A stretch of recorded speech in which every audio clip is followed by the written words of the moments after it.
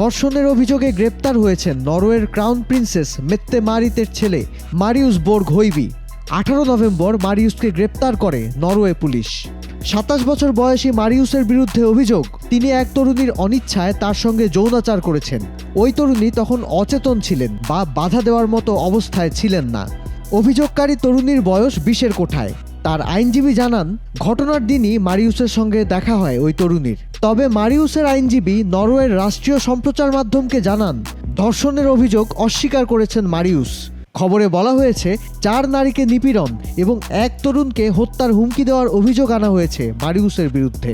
মারিউসের জন্ম 1997 সালে। 2001 সালে তার মা মেত্তে মারিত ও নরওয়ের যুবরাজ হোকনের বিয়ের পর তাদের ঘরের রাজকুমারী ইনগ্রিড আলেকজান্দ্রা ও রাজকুমার স্ভারা ম্যাগনাসের জন্ম হয়। তাদের আনুষ্ঠানিক রাষ্ট্রীয় দায়িত্ব থাকলেও মারিউসের তেমন কোনো দায়িত্ব নেই।